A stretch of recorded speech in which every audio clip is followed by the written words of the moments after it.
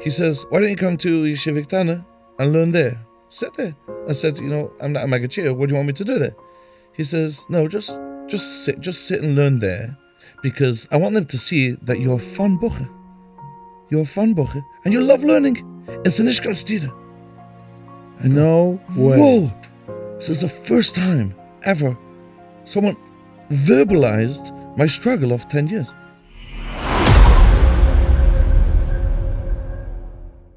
Shalom Aleichem Rabbi. I am so ecstatically excited to be here again. Episode 2, the feedback. Thank you personally for each and every one who commented, especially on YouTube, because it helps the algorithm.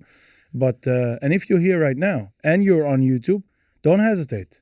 Give us a like, a comment, subscribe. It means a lot. There's also the option of super like, right? Leza, how would we show them how to do a super like? Can we put something on the screen that they understand? It's going to work? We'll figure it out. Okay, figure out the super like. It means a lot. Today we have this chis. I want to say Shechiuni again. It's a whole new episode, and it's not so easy. I'm looking for deep people. I'm looking for deep experiences. I'm looking to inspire other people that Yiddishkeit is a beautiful thing. And I myself discovered it late in the game. There is no late and early in the game, right? Perfectly on time. Perfectly on time, right. In my right time, and I'm hoping that some viewers can find that out in their perfect time. So I have the honor and privilege to sit with Rabbi Royd, a.k.a. Rabbi Moshe, the way I know him, from Monsey, and a very chushaving man that today does public speaking and teaching, Yiddishkeit, of course, and the CEO and founder of the Traveling Chassidim, the famous Traveling Chassidim. Here he is in-house, and I'm so lucky to have a conversation. Shalom Aleichem Moshe, Aryeh Moshe. I always call you Aryeh Moshe. That's how you're in my mind. In my phone, it says Aryeh Moshe Royd. So, first of all, Aleichem Shalom. I'm so happy to be here, Ari. And yeah, we've been friends for quite some time. And I hope you remember, nothing to do with the podcast or anything. Every time I meet you, I say I want to spend more time with you. Because I think it's true. I'm not saying this because of a podcast. I've been saying it for years. 100%. Because there's very few people who I know who are very real, and I find you to be a real yid. And I like authenticity. Okay, we're like starting authentic to. people. I appreciate it. That's why I've always liked you. So it's an honor for me to sit here and talk. And I know I'm in the hot seat. I'm ready to be grilled. I have no clue what this is about. But I'm here to talk. Maybe you manifested this. You've been saying a few times, right? I want to spend more time with you, and here we are. Here we are. So who knows? We're going to have fun. Yeah. Every rutzen that someone has, it can come true. You just have to keep wanting it. Hashem can do anything. Absolutely. So let's start from the basics. Where were you born? Where did you start? Where did I start? What? Okay, where I was born. Yeah, where were you born? I was born in Manchester, England. Okay. Sunny Manchester. Well, not quite. Manchester is not sunny. Manchester. Actually, there's a great line from Mark Twain. Have you heard of him? About Manchester? About Manchester. He said he'd like to live the last 5 years of his life in Manchester, so the transition shouldn't be too difficult. Manchester, they say, whatever, on a clear day you can see the clouds. That's how sunny it is. But it was a beautiful, beautiful community growing up. Things have changed. I'm sure it's still beautiful. But growing up, it was really like a shtetl, like back in the hand. It's a small community. It was a small community, and it was geschmack. We were all together, and there was no division in my class. My class in Cheder, my very best friend, my two best friends, one was a Sephardi boy and one was a Lubavitcher boy. Nice. In my class, we had bells, Satmar, Sephardi, everyone in one class. One big mix. Shabbos Bernacht, after davening bells b'sameder, so klapos, emecht, shalom zuche in Vishnitz and emecht in Satmar. We would go all over to Simchas. A kleine shtetl. I like it. There was a chasana in town. The town shut down, and Olim came to the chasana. Wow. So it was really beautiful growing up in Manchester. It's still like that to this day? I'm sure it's still beautiful, but it's not the same. No. It's not the same. It grew. It's a very fast-growing community. Very fast-growing, and it's just impossible. As they use the line, they are a victim of their own success. because it was so good, and it always loses any small organization that gets big loses the beauty of small. Okay. So your father was Bells? Your Well, Bells? I'm proud to be a Belzer. Yeah. Okay. And your father was Bells? My father was Bells. Now, Bells, what the real sense of the word Bells, that means it's a real Hasidic Yid, as in what I believe Baal Shem Tov wanted, what Hasidus is. But he didn't necessarily look like the regular Belzer Chassid, Why? because his entire family is not Hasidic. Okay. Entire family. I mean, and my So he's the only Hasidic guy in the family? Yeah, well, later on, another cousin or two, I think, have seen the light. Why did Discovered he the light. come to Bells? One second. So his whole family are not Hasidic. And my grandfather would be turning over in his grave knowing there's so many Aneklich Hasidic. Baruch Hashem. Really? Probably not anymore. He knows the truth once he's in the MS. But my father's whole family are not Hasidic. My mother's entire family are not Hasidic. In fact, my mother's brothers are from the Litvische Gedolim in the Litvische world, like the Morons, the Wow. Moron Rosh Yeshiva, the Mashkiach, they're very chashavi. Which one? My mother's oldest brother is the Mashkiach in Gateshead Yeshiva. Really? He took over about the shore. Wow. When he came to Lakewood, my mother's brother took over. There's another one at Tishrol. When was last? You spoke to him lately? I was very close to them growing up. Yeah. Wow. So we're a very, very Litvish family. Okay. However, my father always had that Chassidic streak to him. Still when he was a yeshiva bocher learning in Slobodka and Mir, which my father went to. Those Litvish bocherim who was mavakish. My father's always been a mavakish, and at the yom kanai he's like he's mavakish. He looks like a young yeshiva bocher, always growing and steiging. So where did he go to? So he went to Beis Yisrael Gereb. That was probably one of the biggest Chassidics in Yisrael. It's a kid that I thought, and he went to I don't know, various rebbes. He was very into it, and he got married, and he was the only one in his time and his family to get married with the beard. It was weird then, English, very English boy. Interesting. And he was a big Talmud of the Manchester Yeshiva, very famous Manchester of Segal. Yeah. And it was very close. And so he got married in a Hasidic Shidduch. No, my mother was not Hasidic, as I said. So why did she go for this? You said he had already a beard. It's a Litvish family. Also because my father was a very chashuv bacher. And my grandfather, my mother's father, didn't really care.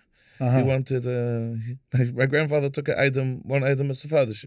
Wow. He was a tabach in yeshiva. So my father was a chashuv bacher, sitting and learning, and he took him for an item. So you have a very variety family, you would say? So I was brought up in the influence of Chassidus, and for sure the Varenkheit of Chassidus. My father learned Chassidus for him, but my entire family, all cousins were Litvish, and my father himself. Now, of course, I view him looking back as a Chassidic Yid, but from a kid's understanding, he didn't wear shtaram. I was brought up with that until I got married. He only put on a shtaram after his father passed away. Oh, wow. His father actually once said before, he says, "I know what you're going to do when I go." Really? And he said, "And if you put on that shtaram, I'm going to come back down to haunt you." Why So I remember it was the first Einikel's Chasna. My father put on shtaram. So I came from America to England just to be there, just in case Zayda comes down by the Chippah. Really? Why was it so hard for him, the shtaram? He actually had a great sense of humor. And I don't know how much of it was joking and how much was serious, but he wanted real, he wanted authentic. And so I was being brought up, my father didn't wear shtaram. And even myself, I turned bar mitzvah, I didn't put on a bibit. Really? I wore up. You didn't know that, right? No. I wore just like, So when, was there a struggle with this? So being Chassidish but not Chassidish? For sure, because I always felt I had like an identity crisis because all my Litvish cousins were Chassid. Like they used to call you the Chassid. I was the Chassid. And now I come to Cheder in Yeshiva Ktana, and I'm the Belzebuch in Yeshiva Ktana, and I was the Litvak. Because my father doesn't wear shtaramel, and I myself didn't have the regular Chassidish hat. Now my cousins are Litvish. So I got made fun of, in Cheder in Yeshiva. I was the Litvak of the class. Again, in my class, we had, as I mentioned before, we had all types. Yeah. But I tried to portray myself as Chassidish with a longer payas. Right. And Shiviktana was certainly in the Chassidish. I went to Chassidish Shiviktana. Which one? So back in the days, it was unofficially bells. That means Manchester was still small enough that everyone almost, that was two. That was a general one, then a Belzer Yingerman opened another one. He didn't call it bells. And a lot of non-Belzer attended too. So it was unofficially bells because the whole staff was bells, other than the janitor. Basically, it was a bells. It was a bells environment, but it wasn't called bells. So I went there, but I was still called the Litvak, you know. Right. And then my cousins, I'm the Chassid. That's definitely an identity crisis. Identity for sure. Wow. So, you know, I wouldn't call it a crisis. It was difficult. So who are you? Not now. Yeah. Then. So that was a struggle. So I certainly have some siblings who struggled with it, and they said, you know what, I'm fully bells, and I don't want to know of anything else. And they became more the heavy duty ultra bells. So they went a little extreme to prove to themselves and to the world, I am Chassidic. Yes. So I had my periods. Let me share with you a vort. Can I share with you a vort? That was a good time. I want to share with you a beautiful vort. I hear it first part, and I had a question in it. Let me just jump into it. I'll tell you what. Yes. Okay, it's last week's parsha. Okay. We're still Tuesday. We can still read from last week's parsha. Yeah. We can mashlim zan shnai mikro until Tuesday. That's right. I hope you did though. Of course I did. Thank you. So Rebelli speaks about it, so I have to. Well, he says not Rashi. No Rashi. No, I didn't do Rashi. Okay. I'm a shtickle einikel from Rashi. Shtickle. Yeah, don't grill me. We're grilling you now. No. Pusik, last week's parsha. Moshe Rabbeinu comes out of Beis Paro the first time. Medrash says he's 13 years old, by the way. He comes out and he sees a Ish Mitzri hitting a Yid. We know the story, and he gets upset. What's going on?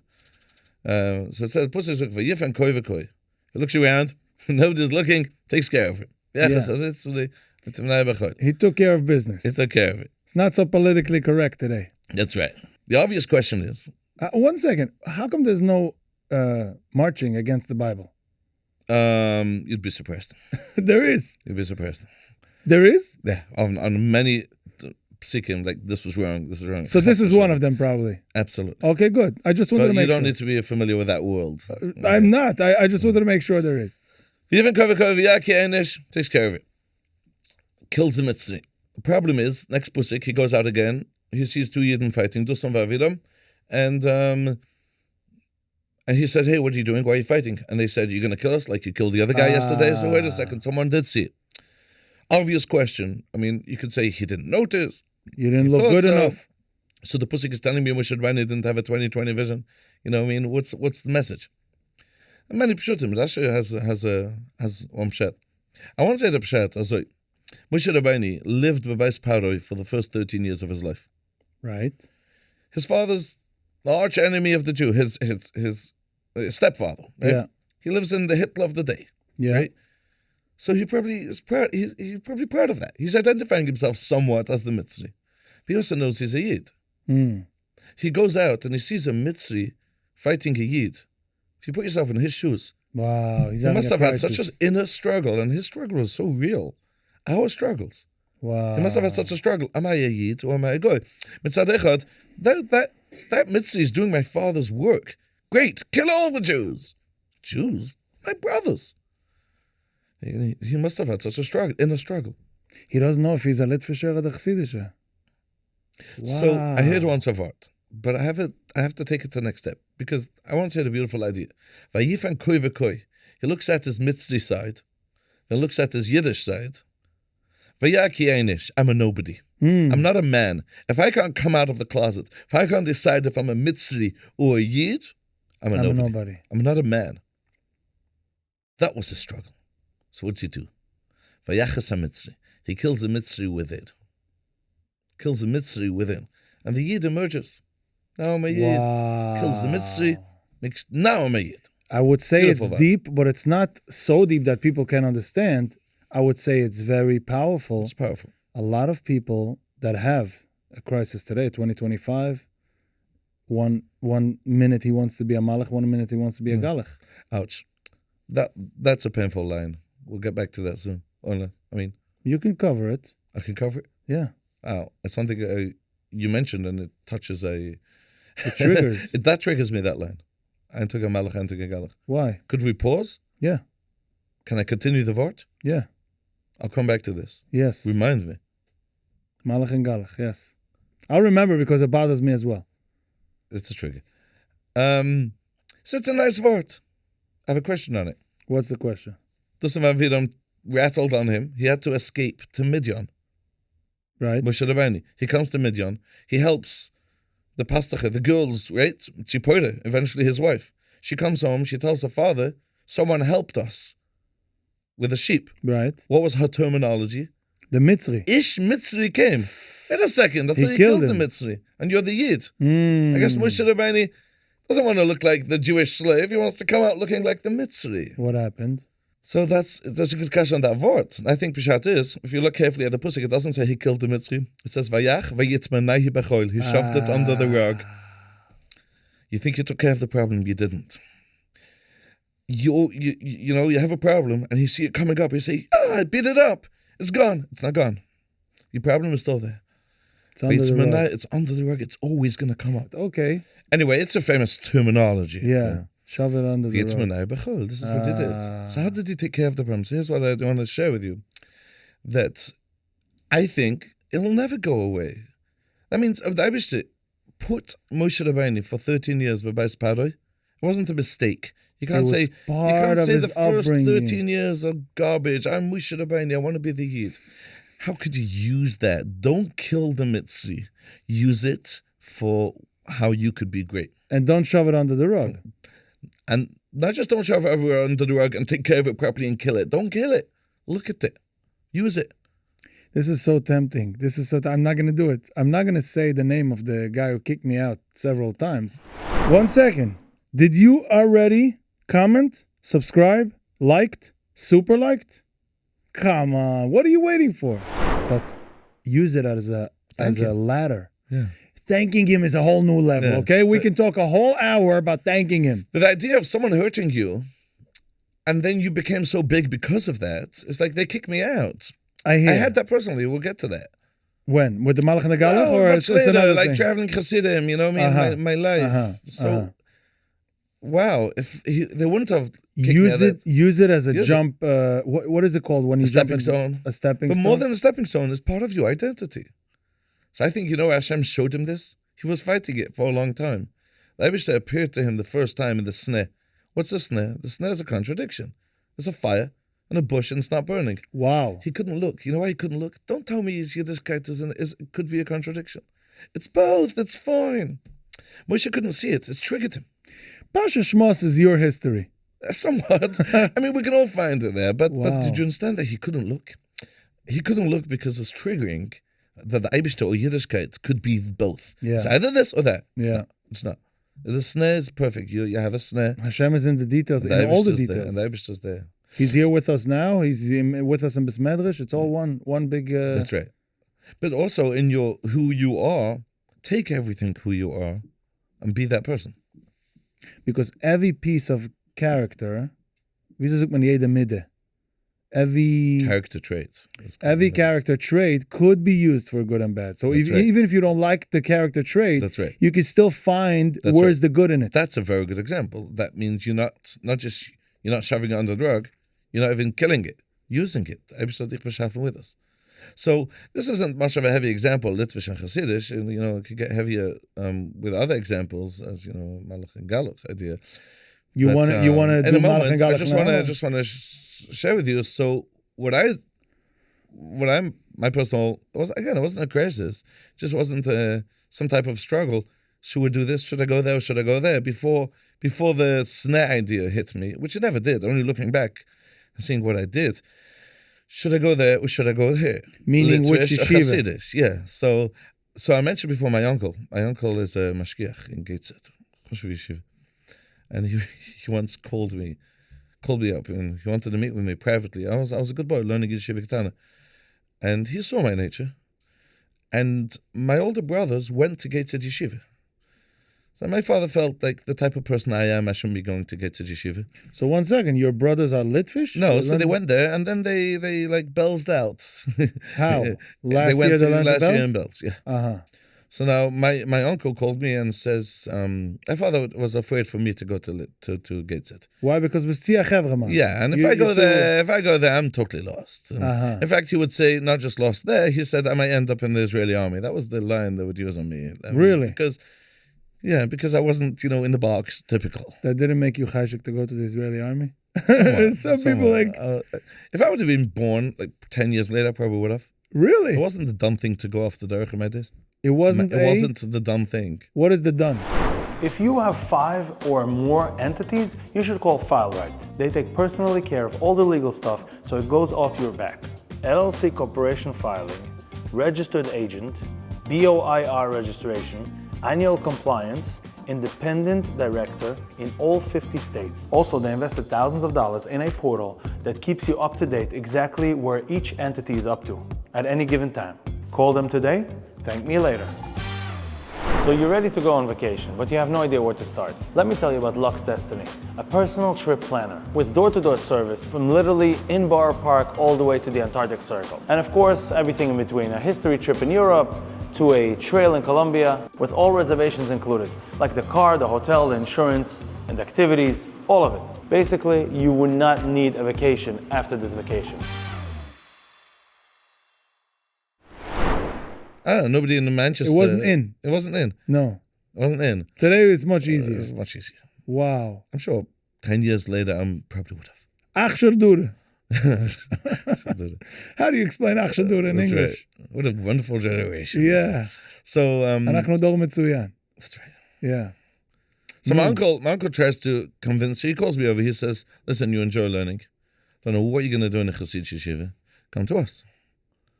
Let's really groom you to be the lamdan which you could be. Right. You like to learn. He saw your potential. He saw my potential.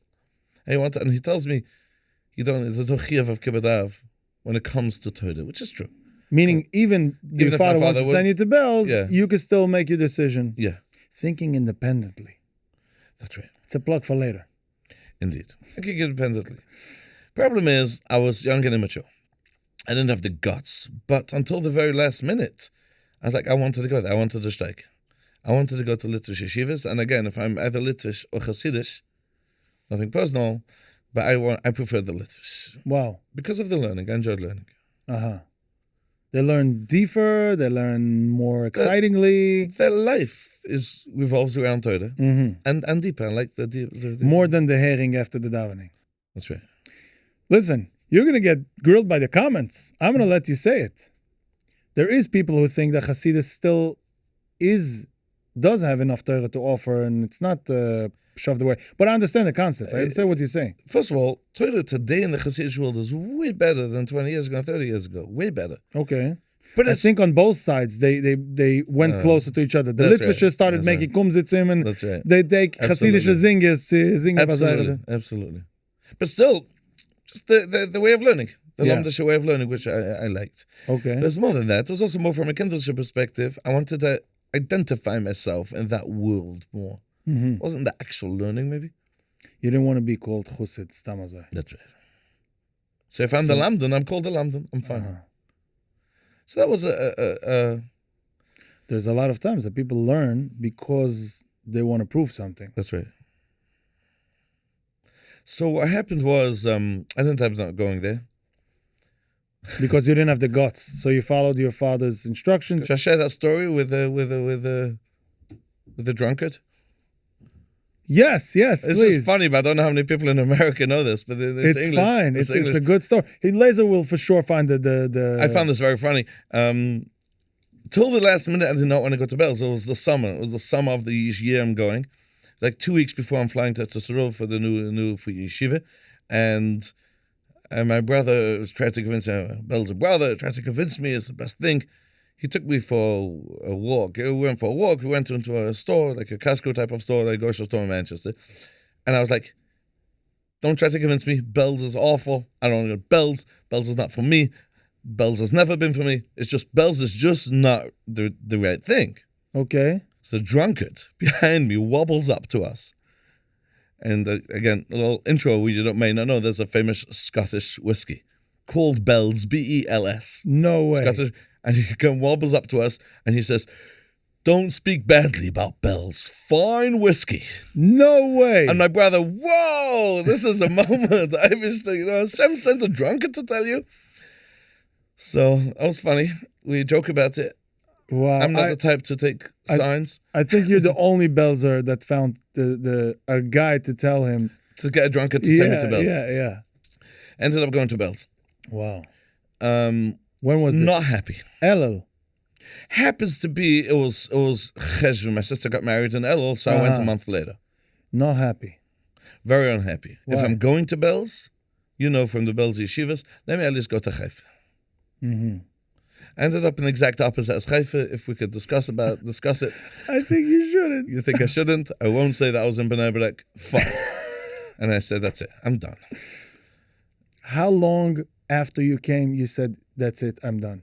As soon as I got there, I said, I'm not learning.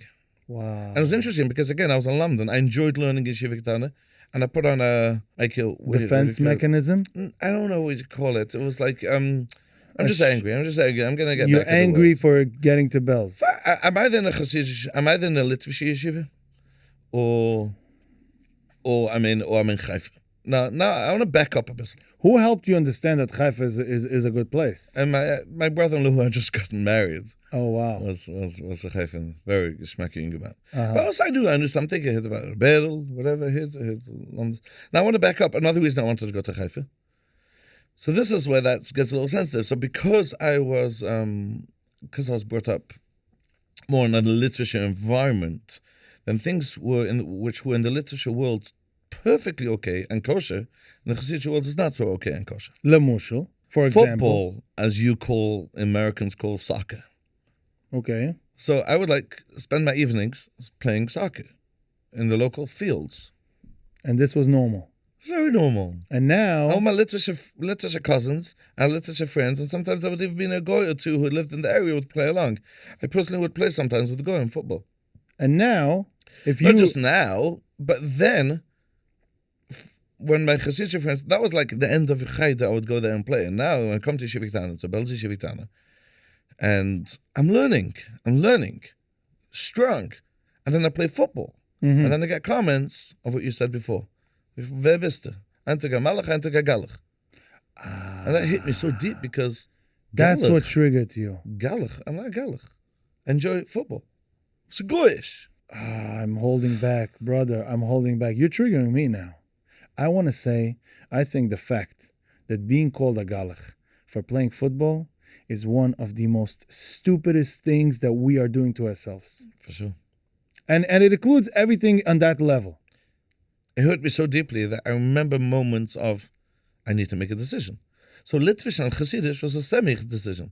I'm going to make a decision. I go off the derech, or I'm a malach. But I'm not that type. I like football, for heaven's sake. I like Coke. And it shouldn't be wrong. I like Coke. There's Sorry, nothing Diet wrong Dr. about Pepper. But again, I like Coke. It's a goyish. For heaven's sake. And I was that steeder. I was a contradiction.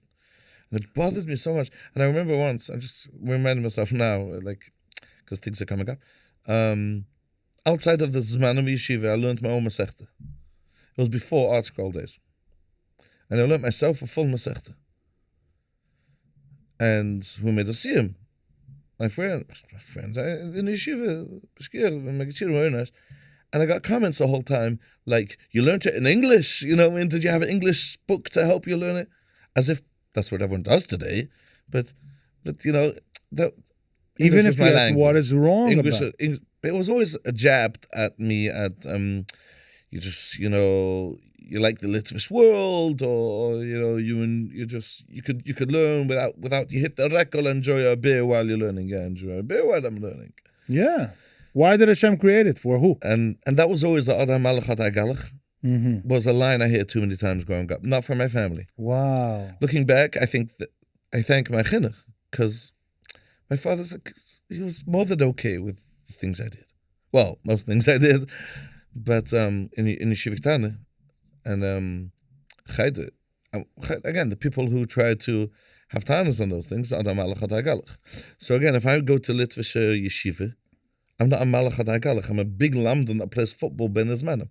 That's why you loved Litvish, because they That's right. were 'Cause it okay was with Chassidic. your. That's right. It wasn't a contradiction. It wasn't a contradiction. And when you come here, you That's right. they're not allowing you to live. I'm coming up to Shiva Gedolah.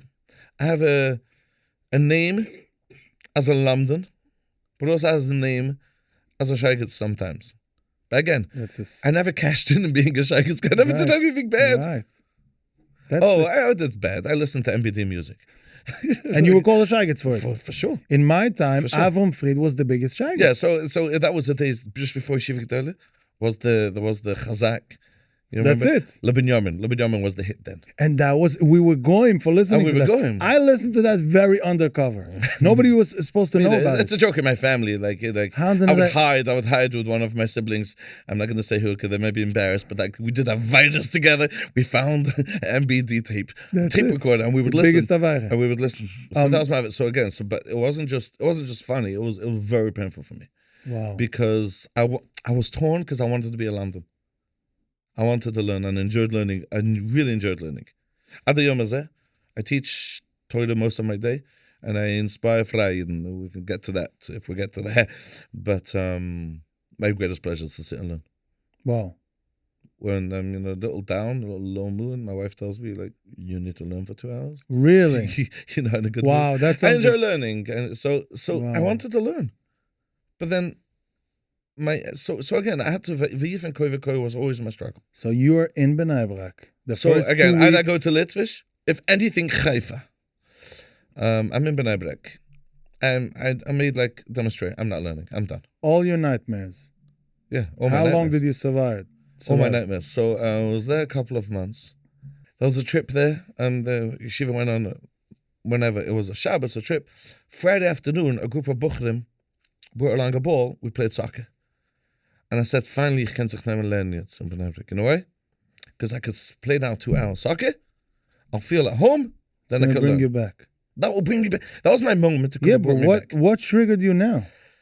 Because of backfires. So I played soccer. Bnei Brak Bukhrim. And For a few hours. I got out of that. I literally got a frask on my face from a bucher. like The shaggets. A frask. No way. Shaggets. I was like, I thought I'm finally being a little free. you found your I could learn. I can open my Gemara again, my Gemara, which I'm missing. I want to learn. and that flask, put it back in the closet. Yeah, because if I can learn and play soccer, it wasn't in yeshiva. We went away as a Shabbos Uh-huh. Friday afternoon, buche bought with a soccer ball, and then I was being what's it? Wow. And then I feel a little free. So So now I could learn. was the physical part of the flask so painful? or No, it's back to I'm not accepted. back to But for what? Again, I never cashed in the being geshaggets. You don't want to say the name of that bucha, but was No. he considered a chusha bucha? Oh, Chassidic. Like he was playing a game, or he was No, it was like seriously learning? pastish. You know, it's a pastish. Chassidic I play soccer, and I got a flask for it. I think also maybe I did do an additional Avaida, if I remember correctly. I think I was eating ice cream also. I don't remember. But it's something terrible like that. So I was like, that turned me off. But it wasn't long, Baruch Hashem. Thank the Eibishter. Everything is pashit. On a daily basis, or whenever I think about life or Torah, I thank Hashem I was in Bnei Brak. Really? A couple of months in, it was like closer to the end of the first Zman, like soft winter. The Rosh Hashiva, Chaim Tzvi Shapiro, he's one of the Gedolim Bells, he's the Rav of the Bells of Besdin. He would give Shia Kluli once a week for the whole yeshiva, like every yeshiva, or some yeshivas. And because I'm a Lamdan, those who know him, he's a top Lamdan. So you couldn't resist going to the Shekluli? I used to sit by Shia Kluli, but I wouldn't listen because it's only like 3 tables in front listen, and then they would like. When did you decide to listen? I don't know why. I listened in. I didn't listen. I listened in. I said, "OMG, guy's deep." Good. Wow. And next week I just moved up. Within 3 weeks I was like the first row sitting. I wasn't learning much, but that guy knows what he's talking about. Wow. And he's a real lomdish. To the point of I loved his languages. Like he would take a sugya, tzinemen. The Litva says this. He has a kash on it. The Rashba says this. He has a kash on it. Everyone kashes. But my mahalach is, what do you mean your mahalach? The Rashba says differently. He says, yeah, but look, this is pshat. Wow. My mahalach. You have a right to learn on your own and think independently. Mm. And I was like, wow. That was a chiddush for you. For me, I knew about the concept. It was a chiddush from in the Chassidic world. And as I said, I didn't chap mamish the concept of thinking independently, but I started liking Torah again. I mean, I said, I'm back home. But this is so funny to me because the way you started describing when you arrived there and you said, I'm done, I'm expecting you, the next few words, to say, okay, and I ran away. And I took a flight to Brazil, and all of a sudden you say, and I thank Hashem for putting me here, and I found Reb Chaim Tzvi. What is going on? I didn't do anything bad. I was sitting wasting my time in yeshiva, like, sorry. But some bochelim. I was sitting there wasting my time. Very little. Wasting my time in yeshiva. So I'm going to be honest, the first half I was of year, one of them. First half of year, in Yeshiva Ketana, I learned very well with the label, Malach, Eintog Malach, Eintog Galach. I come to Yeshiva, the first What kept you there? months. The fear of... because I'm not a bad boy. I don't know how to go off. I don't know how to fly to Brazil. Yeah, but you didn't want to go back to Manchester? Which I do in Manchester. Uh-huh. I woke up late, schmoozing the boys, I came to Seder, I learned the best. I learned, but I wasn't in it. And then I was back in. Soft Wintersman, I was like learning. Wow. And I loved it. Problem is, I was the same. That's when I got that. I got the frask for being gescheigitz. Not for other malachad, I'm only the galach. But then, soft winter, like, what a second. I had to genommen. So then I tried something weird. I'll tell you what I tried. I said, other malachad galach, it's too painful. So I guess chazach nemen. And I'm the malach. And I had all the bochum then in yeshiva. So forgive me, there's one boy who lives in Muncie, a good friend of mine. He always chappels me of that period. I became Belzer for 2 months. It's like, I'm in, and like the chas v'shulim, no football, no soccer, no ice cream. What was the trick? What was the trick? You just went for it? I went for it because I can't be a malach or galach, and I guess I have to make a decision. All my friends are gerecht. You can't be a malach or a galach. So you made your decision. I made my decision. Mm-hmm. Very miserably. And why only 2 months? Because it doesn't work. So when somebody does something against his nature, it doesn't work. Absolutely. It doesn't work. I want to say it 10 times. It doesn't work. I have a fun nature. If somebody has a fun nature and forces himself to sit in koilel, it's not going to last. I sat in koilel for 10 years. I loved koilel. So how does he do the balance? Enjoy life. How? Whatever as long as it's kosher. Find your outlets, which are kosher. I wanted to laugh. I wanted to have a good time. I wanted to enjoy myself. And to say it's a stira, and therefore making a decision, I first made the decision I'll be the Litvish. Galach, I don't want to be the Galach, I don't want to go off. Well, I'm fully Belz. And I am fully Belz, I'm a proud Belzer. And then you say it didn't work after 2 months. What happened? After 2 months, I don't know how long, 2-3 months, however long it was, came back after Pesach. After Pesach, I apologized to the people who I fought with about B'nai B'rek. So I'm not going back to Haifa. I'm going to B'nai B'rek. Because of Chaim Tzvi. Top notch. So you got very close to him. So it was a chiddush then. I was a Shia Aleph Buch. I got very close to him. And usually only the Shigimel Buch are close. And so I was very close to him. To the point when I reached Shia Gimel, and so in the Shia, I left yeshiva in the afternoon. I would go to his house alone with him. Really? I Shia Gimel alone with him every day. I went to his house. You're probably the only one who did that. Every year, every period, there's one boy that does that. So Baruch Hashem, I had das and it's a lifetime rabbit now for me. So, wow. Baruch Hashem, I've been out of yeshiva. In B'nai B'rek, you found your lifetime Rebbe. I found my lifetime Rebbe. That's like the Gulas and the Geile. Like we're going to find the Geile within this. Lifetime Rebbe to the point, I go with my wife to Yisrael, to Yerushalayim, of course. My parents live there now, by the way. So we go to Yisrael. Oh, they moved to Yerushalayim? How long ago? 5-6 years ago. So zero Manchester? Or you have my siblings? My sisters live there. Uh-huh. So when I go to Yisrael with my wife, we go to B'nai B'rek for a day and visit that Rebbe. Nice. Yeah. It's like a personal Rebbe, like the family Rebbe, not just... I would never tell if you would start the B'nai B'rek journey like that you would end like this. That's right. Now, it's deeper because I feel seen later in my life, I look back and understand why I liked him so much. Mm-hmm. Also all about independent thinking, using your brain. It's a big part of what I like to do. Use my brain and tell others to use your brain. Amazing. So, coming back after Pesach, Shia Aleph, I'm in B'nai B'rek, I love learning. I tried to play a bit of the Bells game. I know it didn't work, so that's it. My decision was not as an epiphany or the idea of the snares, not a contradiction. I was way too young to understand the depth of it.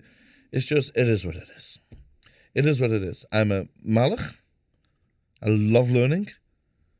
I try to work on my avodas hatfilah, and I'm a galach. You know why? Because I like soccer and I like ice cream. It is. I can't. Wow. So it was very painful because I didn't fit in either one. But too bad. I'm not going to go off the derech. I'm not going to become a But you for yourself, it was hard for you. It's very hard because I didn't know if I'm on the right track. Right. I got the chizuk because Reb Chaim Tzvi like me.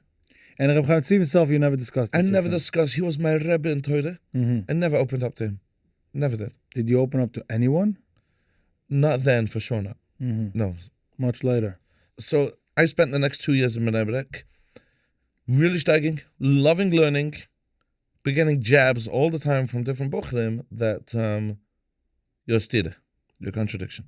You call it jabs. Yeah, like, it's called a stech. A stech. That's a jab. Because some people might think that it's a job. Oh, You didn't get I'm any English. jobs there, yeah. If a job, it'll be a job. Right. Okay. So jabs. I'm getting like poked from like. Bisne shahin I shahin. was giving chabiras. You know what I mean? Really? In I yeshiva? opened this whole thing in yeshiva. What was it called? On my light Torah. Really? I opened the I'm always into like Organizations. organization. I made this whole thing. We don't learn enough Ian.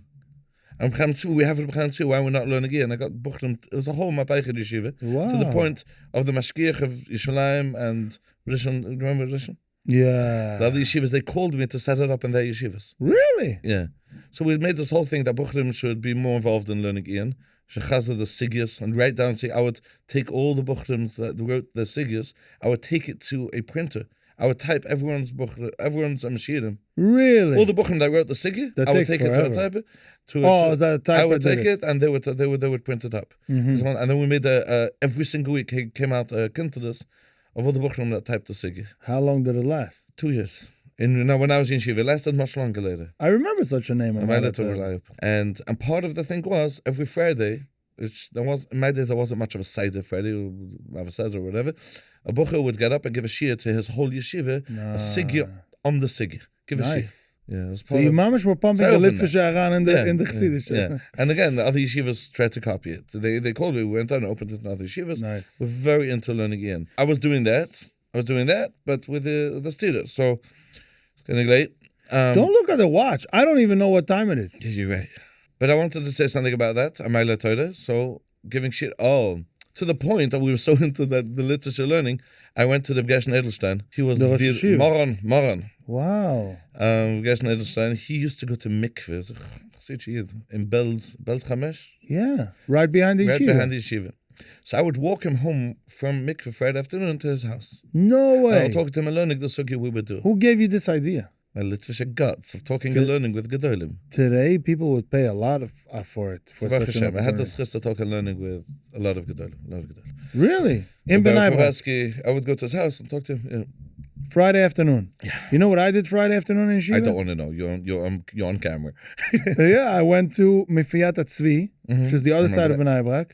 It was a walk. It was a walk in the heat. And I had to go I couldn't go on the streets because I didn't want anybody to see me. Yeah. Yes, I went to all the shortcuts through the buildings. I went all the way to Mafiyat Tzvi and I bought chales for the buchrim. So everybody gave me 5 shekel for that. And I bought like 12 chales. That was my outing once a week when I stayed for Shabbos.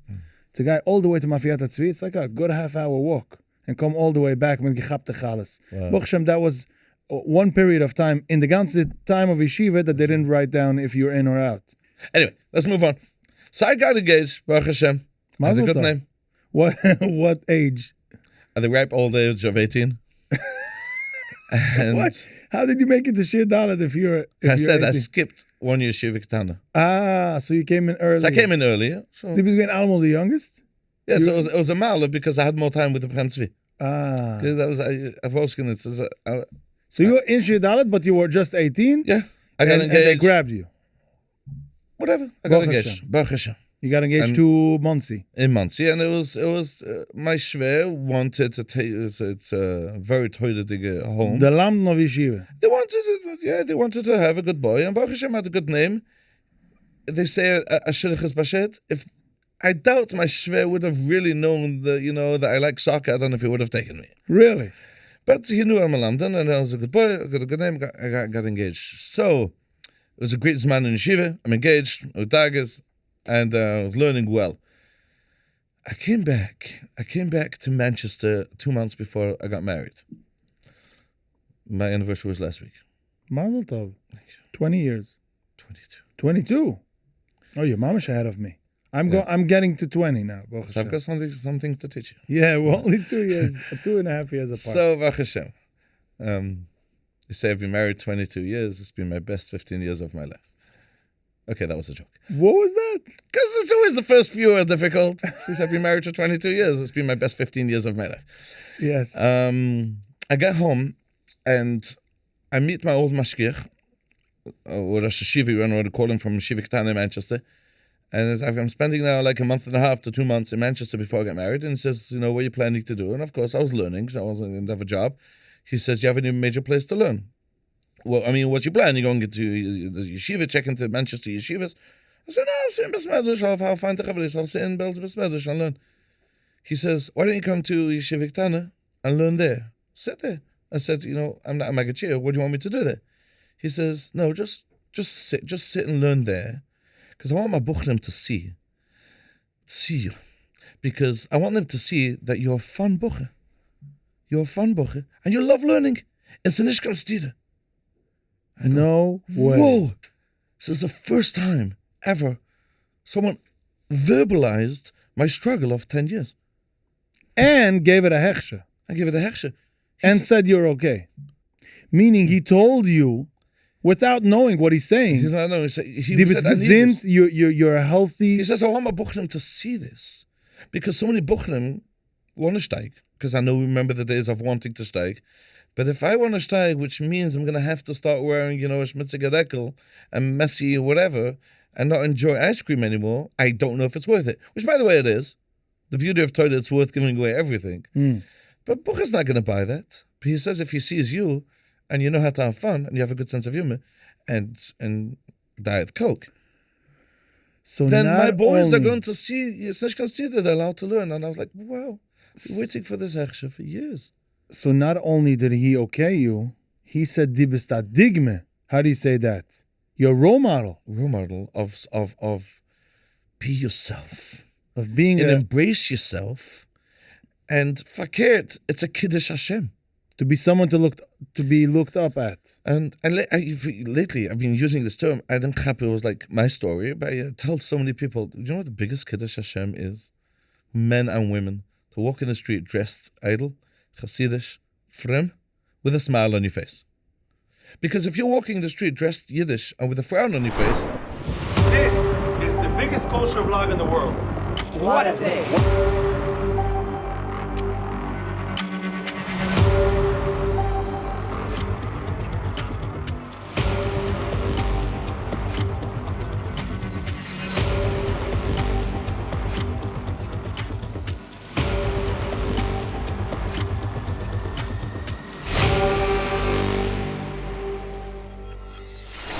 Sorry for holding you up 1 second, but if you are enjoying this content, don't forget to like, subscribe, and comment, which is critical for the algorithm and to keep us going. And more importantly, share it with a friend that you care about. Afraid says, I know why you're depressed. You're thinking of all the mitzvahs you have to do. You're thinking of all the avodas. You're thinking of, I'd love to eat something non-kosher. But if you're walking the streets, can I tell you another quick word? That was a good time. Last week's parsha, Vayukitzi mepnei b'nai Yisrael. Okay. You love last week's parsha.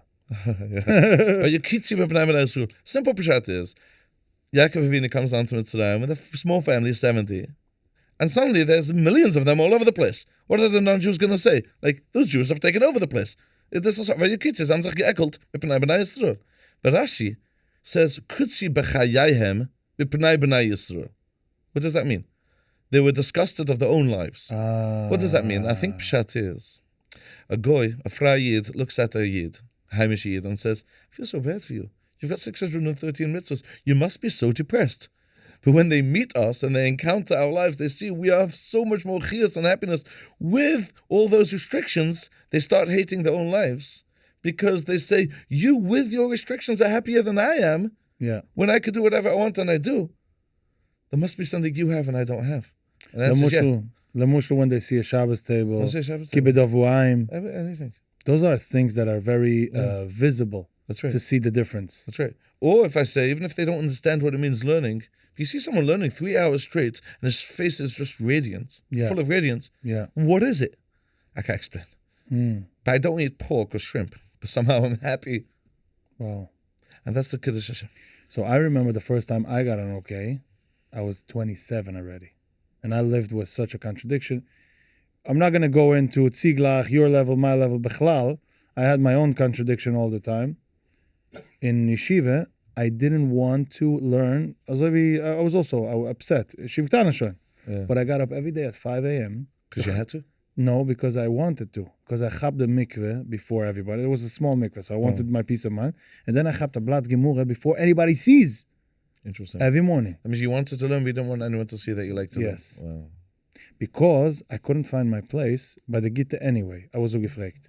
And by the Schlechte was you started learning now? Wow, so it's embarrassing to learn. It was embarrassing to learn for me. That's also so sad today. If Bochrim want to learn and they're going to get comments that yeah. I said, no, just enjoy it. If you like So pizza, Baruch Hashem, so do I. Yeah. I like learning too. It shouldn't be a contradiction. Yeah, Baruch Hashem, it got much easier. Like today, it is okay. It is popular to daven elech, to learn, Somewhat. to have a side, somewhat, to compare to our times. Yeah, for sure. So it's so much more normal to speak about. Amul, als gezoek the smallest thing, it's gewoon a frimme, gehst mal misse, geh mich kann misse.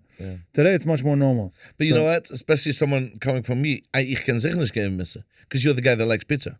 Right. So who are you to give misse? Right. You want to hear a funny thing? The first okay was Ramoshe Shtesel when I was 27 years old. And I told him all about this shit. We went out, me and my brother-in-law, we went out on him. Oh, your brother-in-law, yeah. We went out. He said, you want to be my chavrise? It's a longer story. Maybe I'll say it one day. But we sat for the first time and he started crying. He told me, I can't believe you stayed sane throughout all this. Wow. It was the first time he told me, Dieb is the normale. Wow. 27. I want to step back to one story because we're talking about the first okay. I got an interesting okay much earlier. It didn't help me, but looking back, it was beautiful. And I shared with it publicly once with of Tony. It went pretty viral. There's about the class clown. Do you remember that one? It's triggering the memory. It's just like, because of, Baruch Hashem, I enjoy my humor, and I wanted to use it. But Rebbes and teachers don't usually like the class clown because you throw a joke, and it disrupts the class. And that because was like you get more attention than them. that may be too, but it does disrupt. It does. But there must be a chokhmah how to do it, getting more attention.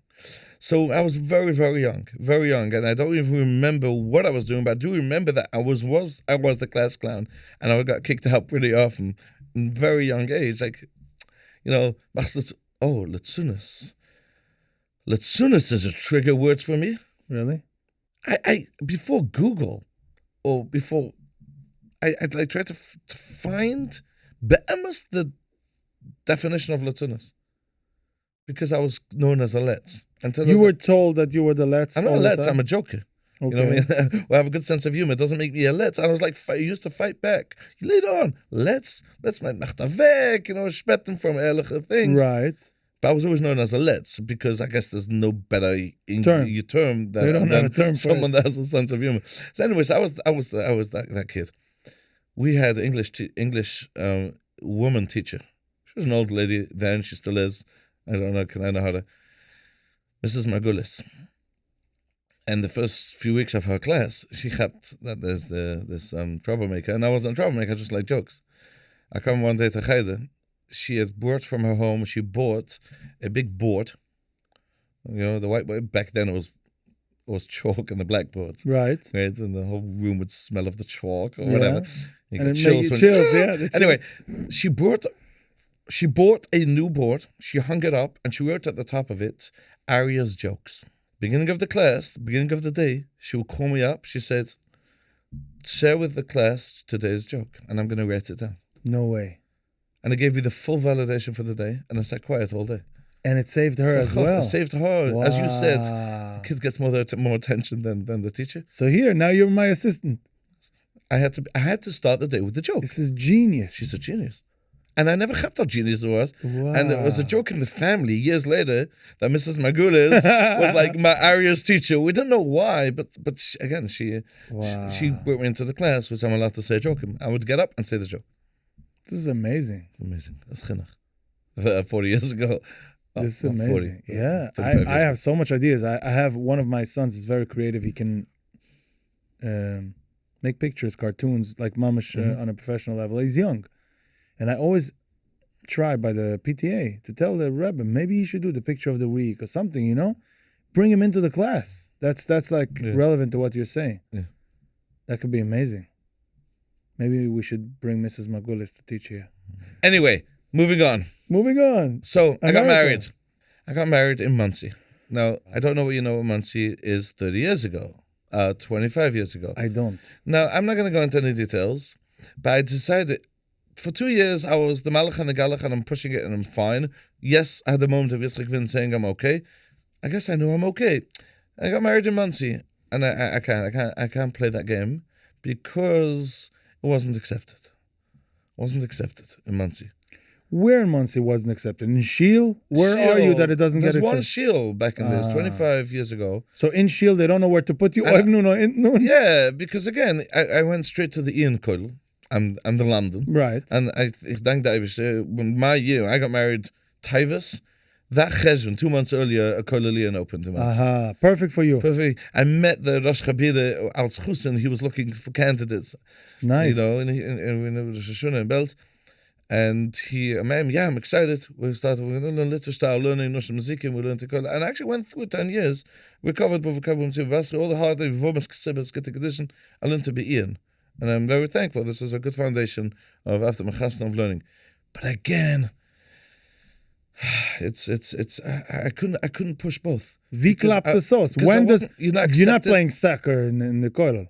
You're not playing soccer in Koilel, but you have to be a Chanyakish Yid.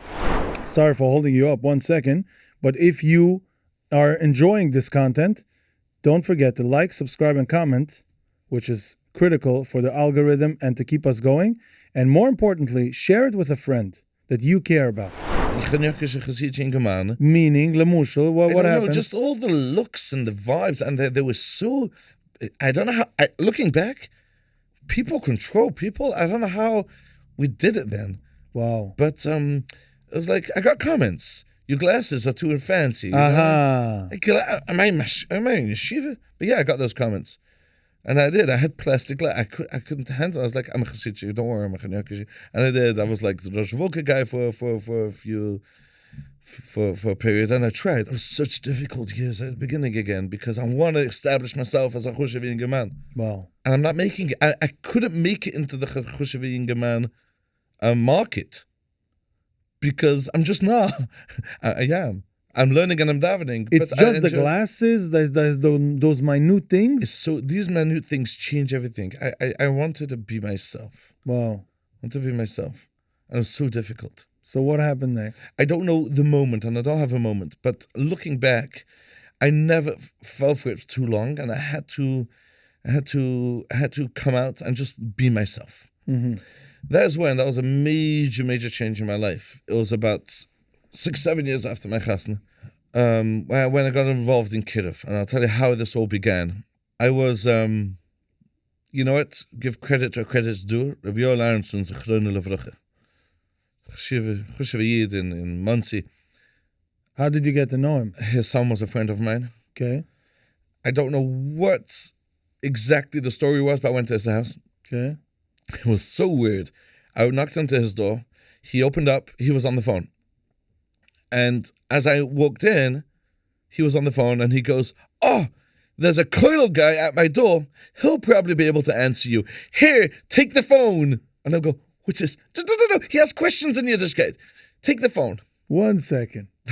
First of all, you're the Koilel guy. I'm a Koilel guy. So Koilel guy, which learns Yevumas, probably knows how to frag up the evolution.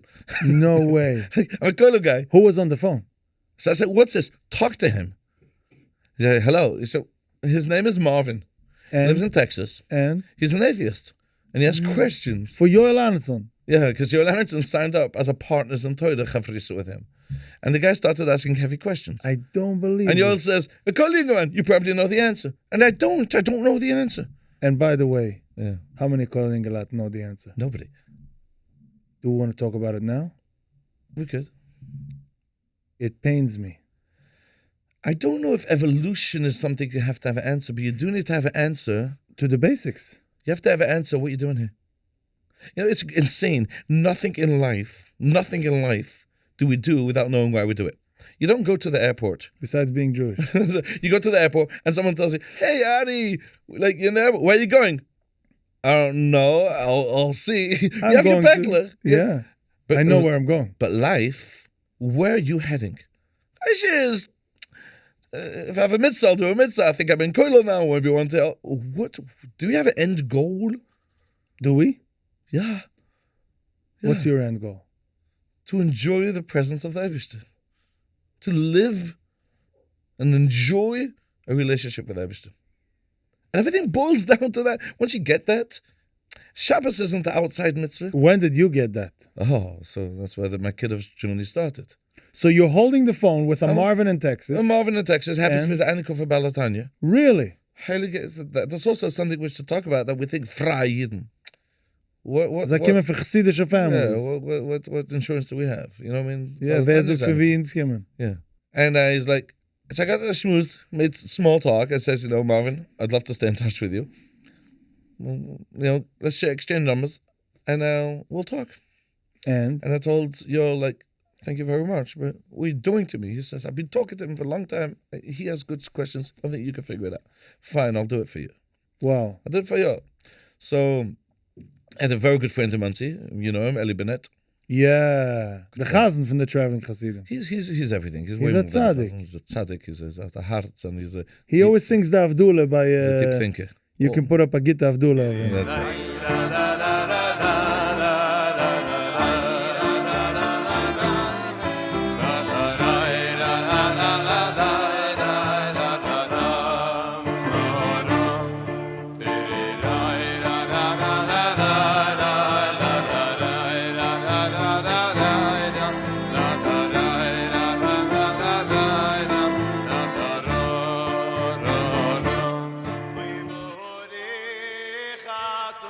That's his iconic image. Yeah. We learned a lot of things. Yes, I said, maybe learn. I want to learn those stuff. The forbidden. We learned together Shah Yichud of Chavis of us. Wow. Because I wanted to be able to answer Marvin. So you started looking for the answers So I started yourself. learning for the answers. So I started learning. I was full time in Koilel. Said by nacht, whatever. I'm going to learn the Hashkofa, which I thought then Hashkofa means philosophy. You know what I mean? Right. How do you know Yiddishkeit is Emmers? Right. The Torah Messina, who gave the Torah and all that. Torah Shabbat Peh. Only the Balachiva learned this stuff. That's right. So maybe every Koilingeman / Pushtingeman, I wasn't called only for 30 days, maybe all those people need a good Marvin from Texas. I think so too. So it makes you search for the answers. It makes me search. I had no clue. And the joker used to say, I'm learning all day and davening. Who has time for the Eibishter? You know what I mean? It's a sad joke. It's a sad joke. It's a sad but joke. Where you come from? Where do you come from? How do you know your way is Amos? Masoida. What does Masoida even mean? Masoida. Ask questions. Ask questions and get to the answers. Think independently. And that came from Reb Chaim Tzvi, to think independently. Years later, I actually approached him. You know what? We're jumping ahead, but I'll say it. So my son turns bar mitzvah. I was jumping to one episode because you said that. Son turns bar mitzvah. I made a pshetel for him. And we got to school, obviously. I went to the Ruv Langensville. And then we got to Bnei Brak, my other Rebbe. And the Rebbe in Torah. And he talked. And he said, no, say your pshetel. He said it. Beautiful shtickle Torah. And Chaim Tzvi looks at me and he says, you know that this is not the Mahalach, what the Rishonim say. I said, I'm a proud Talmud of Reb Chaim Tzvi. And he winks to me so cutely. That's right, I'm proud of you. Wow. He says, it stimmt, it makes sense. Wow. Good for you. So you found out your own Mahalach. That's what he was. You. Yeah. Now, of course, Chas v'Shalom, if anyone's listening, it doesn't mean you can take a Torah and make your own Yiddishkeit out of it. You know what I mean? You can't change halachas. So I'm learning with Eli Bennett. And you're looking for answers. I'm looking for answers for hard questions. I fight every single week with Marvin on the phone. This is all jokes with Ellie Mitgehelten. For how long? Fighting. Every once a week, I'm on an hour on the phone. Wow. Fighting, proving. And I was like, Marvin, I proved to you. You should be putting on tefillin. And? But nothing worked. I don't know why. Then I see an advertisement. Ad, the papers. There's this new organization called Project Inspire. And they're advertising, under Eish HaTorah, they're advertising, are you interested in Kiruv? I was thinking, no. I'm a Kiruv professional. I learn with Marvin Toes once a week on the phone. Do you need some Kiruv? Do you want some Kiruv training? And like, Shemadik, I may need some training because he's not yet from. It's not working. I was like, working. It's so foul, Prove it works. Put on tefillin. I may need some training. So I attend a Project Inspire event. Shabbaton or? No, it's a Sunday afternoon. Okay. 3 hours. I was dismayed that all they were talking about was Kiruv means bring closer and nobody has questions. And forget all the philosophy, nobody has questions. Just bring them closer to your heart. And I was like, wow, that's interesting. Totally different approach. Totally different. But then they also introduced me to a then unknown Yid, Rabbi Noah Weinberg. The Rabbi of Eish. And I heard there was a video of him talking. He was alive then. Video of him talking. And I was like, I was weeping. I was like, looking back, I was emotional.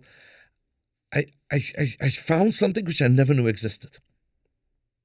He was the sweetest man ever, a Yid with a long white beard, his eyes sparkling, speaking about the beauty of Yiddishkeit. And I'm like, oh my, I'm in Koilel. I know the beauty of Yevumas and Ksibis. I don't know anything about No Yiddishkeit. clue what Yiddishkeit is. That's very triggering for me. No clue what Yiddishkeit. And he was like on and on and on. And he said a few lines there which made me think. He says, anything you do in life, you have to check off on each checklist 2 things. Only 2 things. Is it emes? And that means, and he went over to Yiddishkeit, and Yiddishkeit must be emes. That means there are answers to every single question. And is it enjoyable? You have to enjoy your life. Wow. And to me, it's like, if it's emes, I die. Sacrifice for the Eibishter. It doesn't mean sacrifice and hate your life. It means all the other things are nothing anymore compared to the beauty of Eibishter. I heard one shir from him, and I go over to Rabbi Chaim Samson, the head of Project Inspire. It was a very small organization then. It was before their first Shabbaton. I need more of this stuff. And I was like, gobbling down all the Benoich stuff. I was still full-time learning in Koilel. And half my life was out of Koilel. I'm just listening to Hashkofa. Like, oh, the word Hashkofa didn't exist. And I was like, listening more and more. Like, Hashem loves us unconditionally. And I was like, on and on and on. Is I was that like, books crying. or tapes? Just tapes. I was just listening, and I was like knocking it into my friend. I was walking around in Koilel. Do you know you have a relationship with Hashem? Wow. Do you know that Hashem doesn't really care if you do mitzvahs avodas? You care. If you do an avodah, you're hurting your relationship. You're not hurting Hashem. He feels bad for you. You can't hurt Hashem. It was just so new to me. And I said, I'm done. I'm loving my life, and I'm going to spread these messages. Really? I have a moral obligation. And I'm going to give up my main geschmack, which was Torah. I'll see how much I learn. I started learning a half a day then. The rest of half a day, I'm going to teach this stuff. Do you know who to? To from people. And to fry people, they're exactly the same. We need to teach Yiddishkeit. And this was like becoming me again. I found this new person in my life, Rabbi Noah Weinberg, who has it all. Wow. And he sees the beauty of Yiddishkeit. And we have to share this. Wow. There's a chiyuv to share it to both frum and frei. It's so hard for me to swallow this, that the Yiddishkeit is not taught at all. And we're just not focused at all. Like, where are we heading to? Most of us don't even know what Yiddishkeit is. True. It's really sad. It's very sad.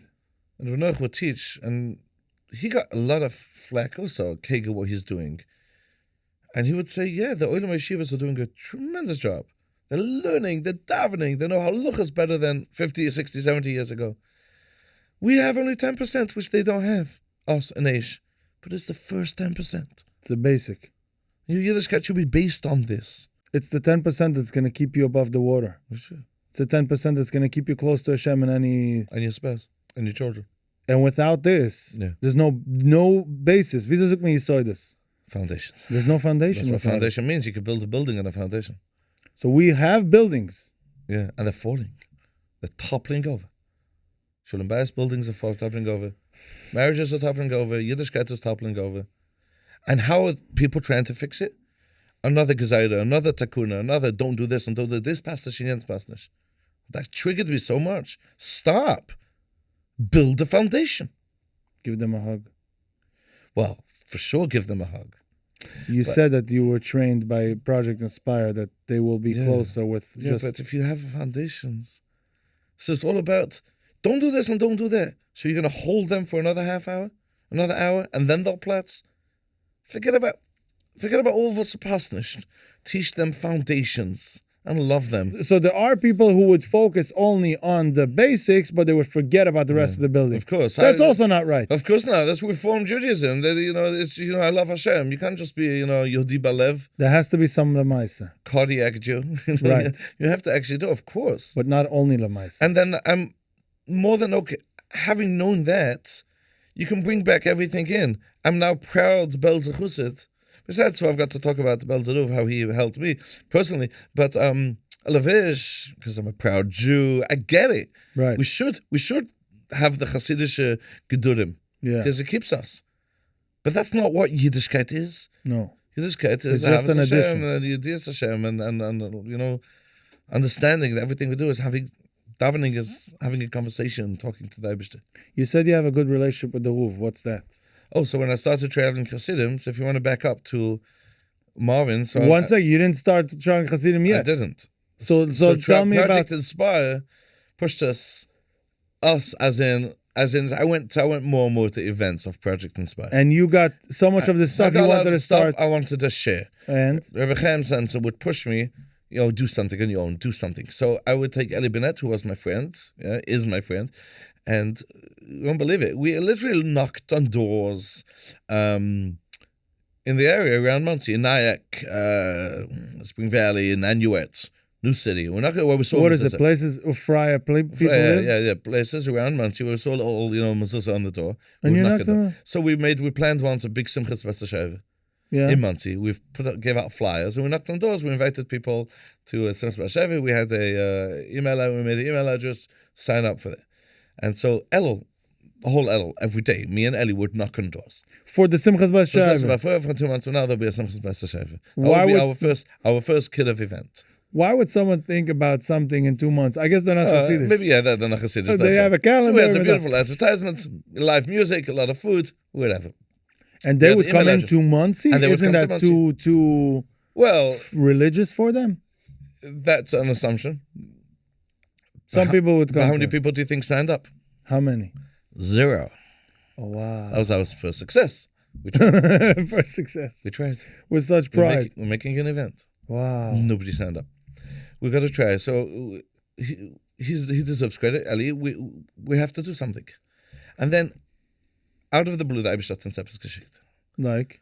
So I was still on one foot learning the depth of the philosophy. So right. There's a great program in Esha Torah. It used to be much more relevant, called Discovery Seminar. There was a seminar to prove there's a God, there's Emmas, and all that. It's a long program. It's very deep and very geschmack. So it doesn't exist anymore. People are not interested, unfortunately, anymore in that. Okay, it's much more kumzitz era than then. Okay, right. It was very big back in the days. So they're still hearing that. I learned the material, and I would follow rabbis that would teach it. Okay. So I was in Kingston, Pennsylvania, a Sunday morning with a rabbi teaching it, and I was listening. I was part of the crowd, 200 Freie Yidden there. The rabbi of that shield comes over to me quietly and says, "This is fascinating, this stuff, but I hope he doesn't think anyone's going to be inspired to become from. Because it doesn't work. 20, 30, 40 years ago, people are here with the Emmas. I've got to deal with Emmas. I'm living a life, not Emmas. It doesn't work." I said, "I hear you. So what do you want me to do?" He says, "I just like your smile, and I think some Chassidim should spend Shabbos in my community and do what Chassidim do." Wow. I said, "I'm in." I gave him my name. He said, "I'm never going to remember that weird name, Royd. What Jew is called Royd. I met Rav Shmuel Kamenetsky once. He says, "Shalom Aleichem, what's your name?" He says, "What nice Jewish boy has a name like that?" Really? Kamenetsky is so sweet. So he said, I'll put you down as the Traveling Chassidim. He said, put you down as a Traveling Chassidim. Which rabbi was this? Rabbi Nemetsky, Kingston, Pennsylvania. And he gave the name. He didn't. Well, he didn't have what he was doing. He had no idea what. No idea what would come out of that. So what is Traveling Chassidim? See, he tells me maybe just come to my community and sing and dance. I says I'm in. Okay. A couple of days later, Shabbos, there was a usher made a convention. Usher's conventions is all about kidduv. Obviously, they get rabbis from all over America where there's Ish centers. They get together, they share ideas. Since I'm like buying Ish Torah so much, I went with Eli and another few of my friends. We spent Shabbos there. Back in the days, a participant. I paid to go to the convention. We spent Shabbos there. Now there was great speeches. I mean, all the great Ish guys. Okay, Yantiv Glazer, Mati Berger, Rav Gav.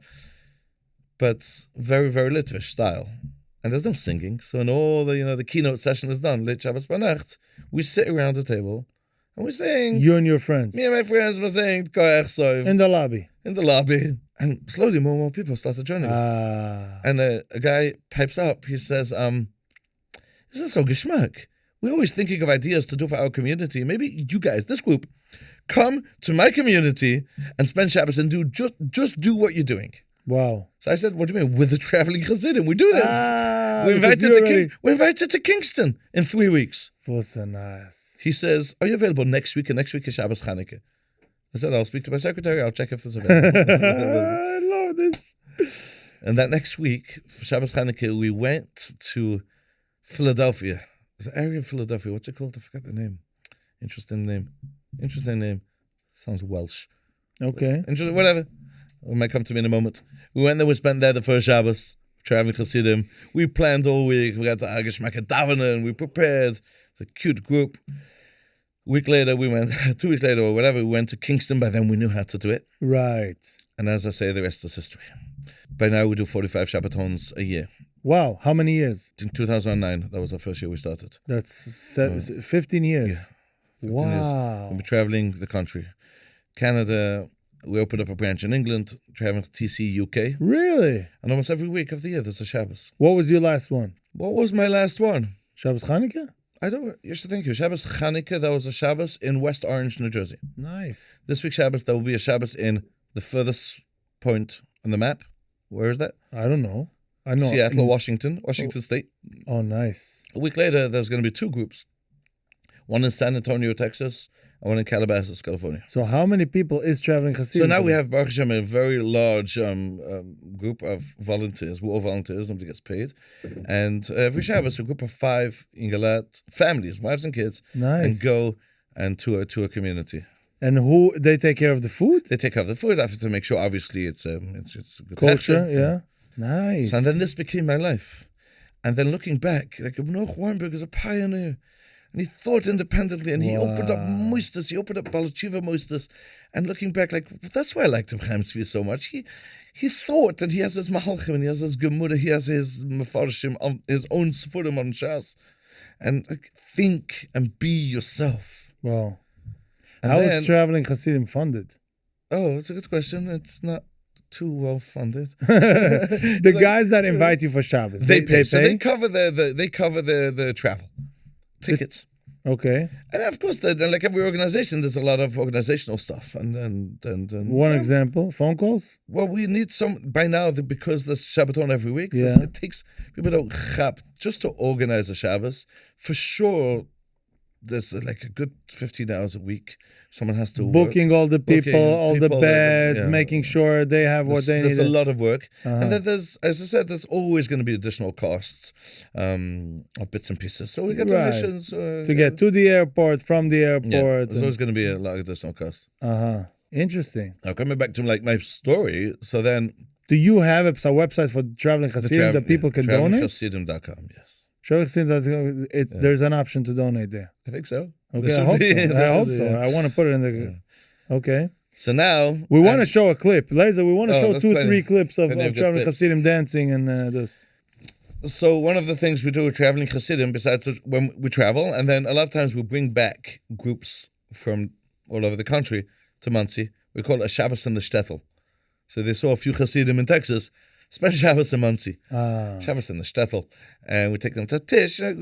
They get an authentic Shabbos, a full Shabbos. Right. A couple of years ago, we had, it was just before COVID. More than that. So not so a couple. I guess 7 years ago or so. A big one. We had over 100 people coming to Muncie. Where do they all stay? So that was part of my job. This is where it's interesting. I had to host them. So we made we rented a hall, we davened together, we ate together once either. We wanted them to have a experience of staying in a Chassidic home, watching a Chassidic family. Wow, so you had to spread out. So I had to find hosts for 100 people. Wow. I called up a lot of people. It's one of them, someone I knew, acquaintance, I knew of him, nice family, nice house. He was going to take a few Yidden. The guy calls me up Thursday morning. He says, the barrier. That's where I'm called in Chassid. The barrier. Or the barrier much.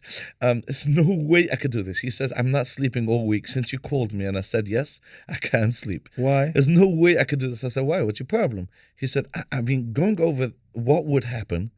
And I'm getting cold feet. The guy's going to walk in. I'm going to start making kiddush. She said, why are you doing kiddush? Why do you cover the challah? The bread. Why 2 breads? Why dip it into salt? Why kotchen you? Okay, that's just a Chassidic joke. Why this? Why this? Why that? He said, I'm going over my whole Shabbat. Why?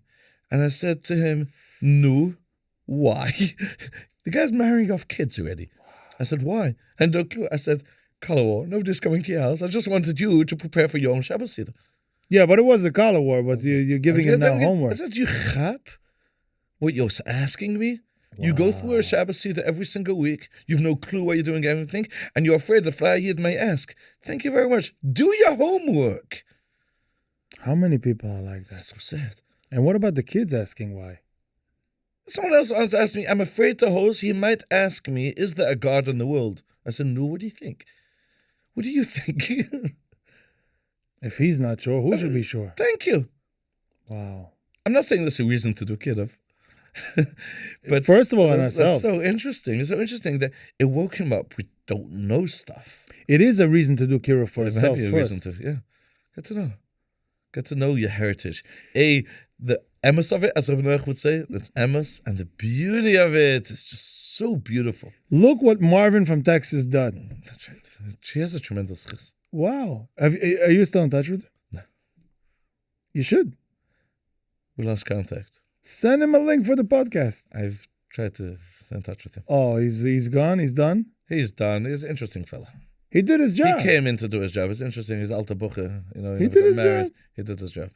Wow. Now, I'm halfway out of Koilo. I'm dancing in Texas and in Florida every other Shabbos. That's crazy. That's me. Wow. But now I need a real Askoma. And either way, is it the right thing to do? So it's not enough. It's a glint by now. So who? I go to Belzerov, my Rebbe, and if I want Siyata Deshmaya, it has to be under a big tzaddik. And boy, did he give me unbelievable amount of chizuk. You had a conversation with him about it? Long conversation with details. And I asked questions, like heavy questions. Like, I know, like, it was after the first 2 Shabbosim, and I went and I started asking questions.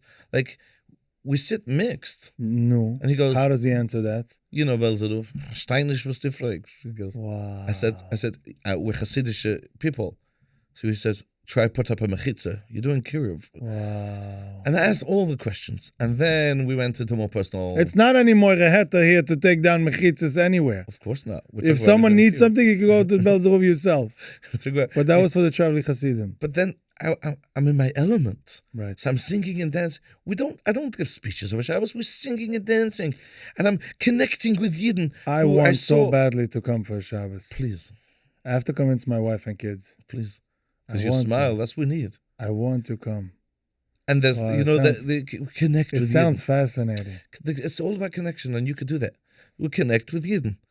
And do you know of a thirst out there? Do you know there are about 15 million Yidden who don't know about Shema Yisrael? 15 million? Million people who don't know about Shabbos. Worldwide? US? US about 6 million. Who has these numbers? There's numbers.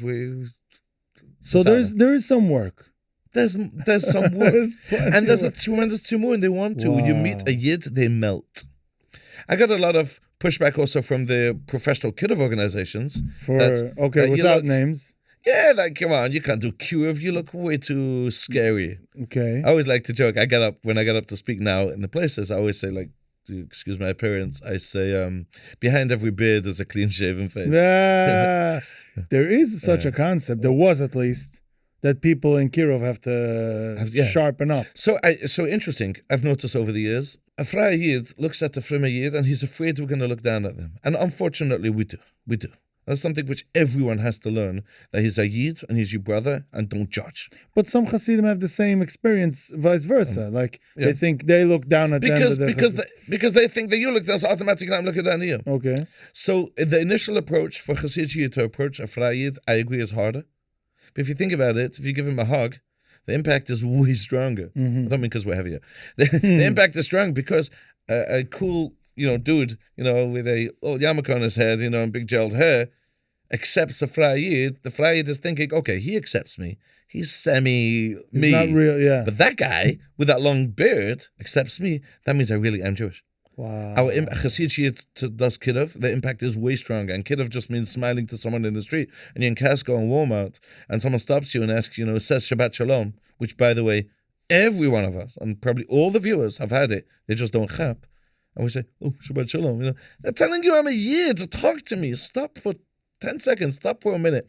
Say, oh, you're Jewish, you're my neighbor, nice to meet you, what's your name? You have no clue how far that goes. Wow. We can do that as well in our community to from people as well.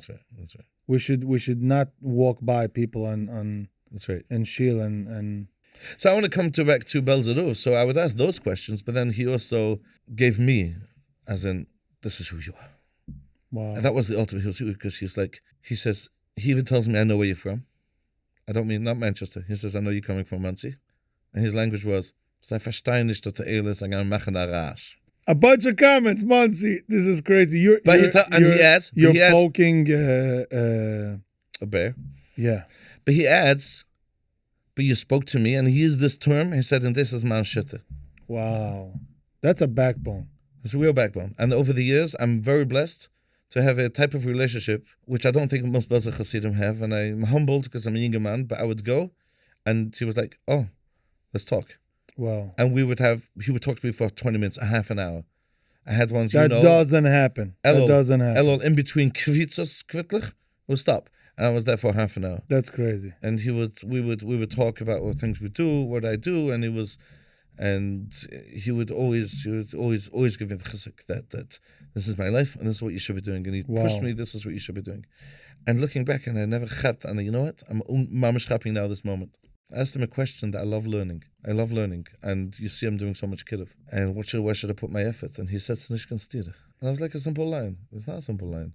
It's the line you've been looking for. It's the line I've been looking for 30 years. He says, Nishkan stira. Continue learning. Enjoy your learning. But save Klal Yisrael. I don't know why, because out of the box. I'm trying to out of the box. I'm trying to save Klal Yisrael now. And I love who I am. I'm boasting. I got a long way to go in everything. To really love Klal Yisrael and love the Eibishter the way I should, to learn the way I should. And my journey may be starting now, but I'm at peace. And looking back, I had a great upbringing. You're also saying that even if someone feels, I'll use the famous word, discombobulated between or torn up or between shittis. That was the word you used with your tati. Yeah. It was a word that Rebelli Stefanski used. It's a good definition of being nicht dort, right? You bring it all together, saying you have hope. There is within you, there is within us. There's the koiches and the balance that we need between our character traits and our tachlis that we're meant to be, bichlal, and the rochnis part and the gashmis. Everything's there. So it might take some years. Don't think that it's always going to be that case. You'll get but there. when you say there's hope, it sounds like it's terrible. It's not just there's hope. One day you'll get better. Who you are is you use it. Is more than perfect if you will use it. Use it. But some people don't even know they have it. They think, I'm just a. That's right. Ich bin nicht du nicht dort. Yeah. So the Malach and Galach is like such a joke. Yeah. I don't consider myself a Malach. It's chocolate vanilla ice cream. That's right. Geschmack. I don't consider myself a Malach. We should have bought some ice cream. We should have. And Dr. Pepper. That and a soccer ball. as a prayer. Yeah. No, we could have played the missile. As I started saying, I don't consider myself a malach, but I consider whatever I'm striving to do is within the realm of malach, not malach and galach. That's the key. Because dancing at these Shabbatons, and I'm doing events for Frei Yidden all the time, and I'm learning, and I'm working on my Avodas HaTefillah, it's all the same thing. It's all roots in Hashem. Problem is, when roots in Hashem becomes boxed in, something which a certain mashkiach or a certain chayakashabucha thinks what roots in Hashem is. And that's what kills today's buchrim. Like, hey, you don't fit in this box. I didn't. Nobody does. And nobody does. There is no box. So therefore, find what you love in a kosher way. And then not just malach and galach is nishkan stire, all of it is a malach. Find the malach in the galach. Part of this is this. That's right. It's on YouTube. That's right. It's the most kosher piece you can find. You can find Rabbi Manis Friedman too. But what I'm saying is it's the most kosher thing I can do and still go. Nemachos the malach from the galach. Right? Or use the galach as a malach. Yes. So if you have a character trait that you think is a bad, which you're told is bad, find the good within. Use it. Use it. And then again, Belzerov, I'm so thankful. He's not just I have a local rabbi, you know what I mean? Or a local rebbe. He's not a local everyone knows. He's one of the Gedolei Hadar. He's the longest. And Ruv. That's right. Longest standing rebbe. Rebbe. One of Gedolei Hadar. And he knows me. And he's given me chizuk. I spent a long time with him. He once had a conversation and he says, Rebbe, ich bin doch mekana what you do. Like, you should tell me I'm mekana you. Wow. I got a personal thing from him that he'll daven for me. Wow. I'm out there a lot. And there was an Erev Yom Kippur conversation. Oh, that's interesting. Someone sent him a letter about what Traveling Chassidim do. Someone sent him randomly a letter. Beautiful letter of what we came to their shtetl, and we made a tremendous solution. And he not was a nice Belzer. enough. No, Litvische. He was nice enough. He's a Balshiva, not a Balshiva. From a Balshiva, Litvische. He saw what we did in his shtetl somewhere in New Jersey, and he sent a letter to Belzerov. Okay. My father calls me up out of Yom Kippur from Manchester. My father was still living in Manchester. He calls me up. You won't believe this. I just got a fax from Mechlefira, which is the Gabba. This letter, and it's geschrieben, the Ruv asked me to send you this, that you should get nachas what your son is doing in America. Oh my gosh. Belzerov is sitting in Yerushalayim out of Yom Kippur. He calls us Gabba to send a fax to my father in Manchester to give him chizuk what his son is doing in America. If you ask me, that's a tzaddik, by the way. Definition of a tzaddik is always thinking and caring of others. He killed two birds with one stone. He not only gave you chizik, he gave chizik for your father as well. Unbelievable how he's thinking. How can I be nice to a Yid out of Yom Kippur? My father, a Yid, English Yid sitting in Manchester. So over the years, I got a lot of conversations with the Ruv, and he knows what I'm doing, and he's always giving me the backing and the chizik. Wow. You said also you're a teacher. What does that include? Oh, so thank you for bringing that up. So what I do most of my day now, I mean, Shabbosim is strictly Traveling Chassidim. Every Shabbos, I either travel or I host. But you don't make money on that. No. It's not a... I lose money on that. Yeah. I mean... What else do you lose money on? I should be making some money. Belzerov actually once told me this, it's like a legit kid of organization. And you should be a source of panusa for you. Maybe it's one day. But here and there, when there's a lot of money, in the casa, which there almost never isn't, but there's sometimes you get like big donations, then I would take out some when I was like the busy days when I'm, working on it. Now I hired someone to work. There's a lot of work to be done. Anyway, teaching. So Traveling Chassidim is my Shabbosim. I'm either traveling or I'm hosting. Baruch Hashem, credit to my wife, we're always hosting Frei Yidden if I'm not traveling in our house. How do your neighbors survive this? Oh, I moved out a little of the neighborhood. Okay, that answers a few questions. It's a little different in my neighborhood, but Baruch Hashem, okay. And Baruch Hashem, we just built a big extension to my house strictly for this, because I need a large house, a big events, and all bedrooms. But during the week, I teach. I teach Hashkofa, which I was blown away by Rabbi Noach. And it's so beautiful to see the faces of people hearing. For me, it's like, well, duh, what are you here for? But I remember when I learned it. Right. And it's life-changing. And we have this organization, again, everything is under names. What is that because called? it brings, friends, Tamu, as in Tamir the Iketov Hashem. Yeah. Taste the beauty. Wow. And I started about 4 or 5 years ago. It was actually a group of ladies. They heard me speak, because Hashem gave me, Baruch Hashem, the talent of public speaking.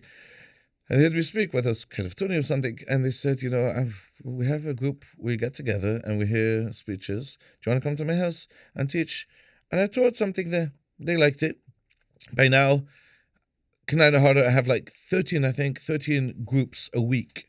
Really? And they're just random group of ladies or girls sitting around a dining room table, Borough Park, Monday morning. So you're like fully booked throughout the week? Back to back. I go from one house to another. And that does pay the bread and butter? Baruch Hashem. Baruch Hashem. Baruch Hashem. They pay something. It's also bashgucha. Yes. Wow. So that's your focus, the teaching. I'm living my life. I'm teaching what I learned, what I was blown away with, which Oneg made me Baal Tshuva. Oneg is like everything in my life now.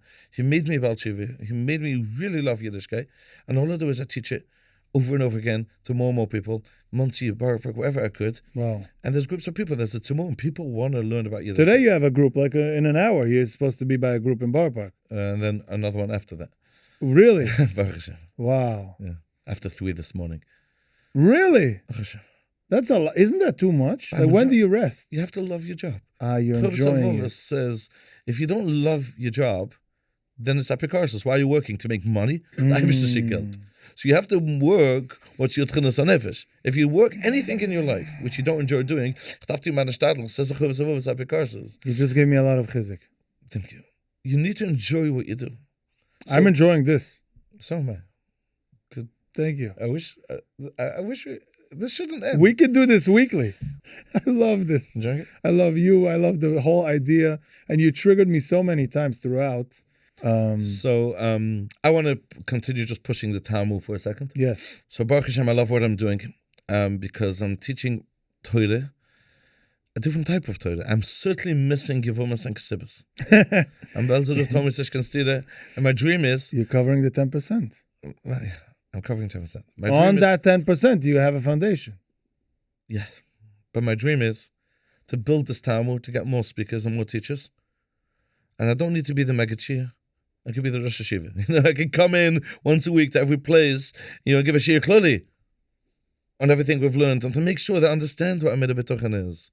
There's so much confusion in the Midah B'tochen. So you have to start a class for Magichirim. I want to do that. And my dream is to learn half my day, real hardcore kollel style learning, and then teach it. But as of now, Baruch Hashem, I can't complain. Ich dank der Eibishter. I'm looking back something which was said before, and you said thank you is a higher level. Personally, if I may say, I thank the people that tortured me over the years, because people made me feel I will not be comfortable in the full-fledged Bells world. Why not? Because you're just not made for it. And I tried pushing it, and if I would have pushed it, I would have been a miserable, the way you define it. Yeah. Just to make clear for a viewer, the things, the Bells world. What is the Bells world? No, that's a kwetschte, yire, non-soccer ball, chas v'shula. Yeah, the heaviness of when you the Bells. Again, Bells is my Rebbe, and I identify myself totally Bells. So Bells itself is fine, but there is people who think that kedai, you have to be... That's right. So they made me feel like, who are you? Who are you? It was very painful. But ich dank sei. As the Pusik says in they helped you figure it out. Yosef told his brothers, maybe you tried to sell me, you meant bad, but the Eibishter pushed me. The Eibishter pushed me in a direction. If I would have been accepted there, I would never have had Talmud or Traveling Chassidim. Because I may have been a Magachir now in Bells because I really enjoyed learning.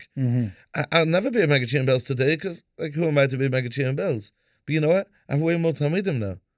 And as I said, in Talmud, on a weekly basis, over 200 people go through my shiurim live. Wow. Plenty of it is online, and then hundreds of people listen to on Torah anytime or whatever my shiurim are. Yeah, I can say myself, I listened to several of your shiurim, and I love them.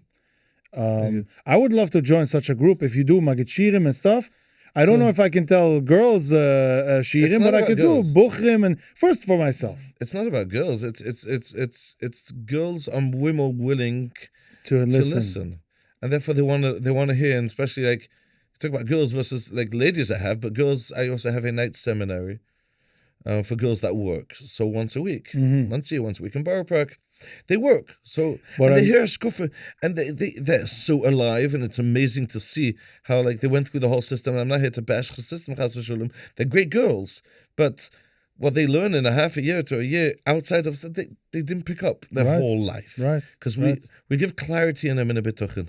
We give clarity in the Havas Hashem. Wow. This is Clarity. a necessity. Clarity in what is Chassidus. What does loving every Yid mean? I remember my first time I came down Karaftuni, Mhm. 8 o'clock in the morning. I couldn't sleep so well. I went down. I see Reb Shimon Spitzer giving. Today, Reb Shimon Spitzer would come to Chassidus, Karaftuni. yeah. But he gave the 10 klulim of Chassidus. What is Chassidus? Wow. And I was blown away. I couldn't remember any of it. I remember one, davening spät, so you can learn before Achune. I was You thought it blown like away. Rosh Volka's one of them. Yeah. I was blown away that there was a plan. Chassidus today, the way I view it, what is this? This is a form of holding a group together. But the way, again, what I see. But I was blown away then that it's given a plan. There was the Baal Shem Tov had a legit plan. Thank you. And if I may say, who was the first traveling chassid? Hashem HaKodesh. Hashem HaKodesh. What did he do? He traveled around to fry people, to see the Pintaliyid. And then what did he do? He taught simple people Ahavas Hashem. That's it. Tamu and traveling Chassidim. Wow. It's directly from the I Baal think Shem. that is Chassidus. That is. So when someone says, Chassid it's a pasnish, That is Chassidus. you're telling me this is strictly Chassidus. This Yeah. is Chassidus. I know for sure that if you will start such a group, there will be a lot of Ingalat and Bucham groups as well. I would love to. Mirz Hashem for sure. And I think both things we have to push, because in the Freiveld, again, it's just too sad to see millions and millions of our brothers and sisters don't know about the Eibishter.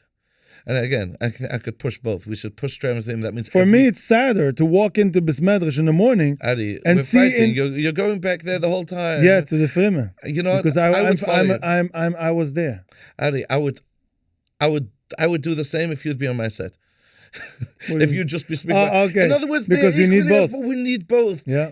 Should we talk about you? You're thinking, you're passionate for a moment. I'll agree. It's so sad that we go through the system. I'm not talking about the boys and girls that fall off the derech. Those we can catch. We talk about those who go through the system and are empty, just walking around without a Havas Hashem, Flat. without knowing. There's no greater pleasure than Yiddishkeit. So that brings you to your final message. Before my final message, What is it? I allowed you to speak about that. We have to say once more that your brothers and sisters, all those guys out there in Alabama and Texas, they're so far away. The Heilige Yidden. And we have to be Mekad of them. And Mekad of just means bring them closer, say hello. I think everyone should take 20 minutes a week. Imagine, just think for a moment, if every Haimish Yid, everyone, gives away 20 minutes a week of their life, every week, to learn with a Frei Yid on the phone. Wow. I'm willing to help anyone who has the questions how to do it. So simple. They think they have questions. Nobody has questions. Just learn with them. How many Haimish Yidden are there in Borough Park and Monsey? Thousands. Thousands and thousands of mobile shivas. I think Mashiach's ready to come. Mashiach is here. We're doing good. But Mashiach davon wem sie ganz im Tisch. There's not enough of us. And another few Yidden, whether it's Frei Yidden who know about the Eibishter, or a Frimme Yid who loves the Eibishter, Mashiach will be here. Amazing. And it's up to us. It's not up to them. It's not the Frei Yidden are not keeping Torah when Mashiach is not here. It's up to us that we're not bringing them back, that Mashiach is not here. Because we do know. The Bucher that doesn't know about the beauty of Yiddishkeit doesn't know. He's not Shildik. You know. We know. So you're going to allow them to drown? You're going to watch someone drown, bleed to death in front of you?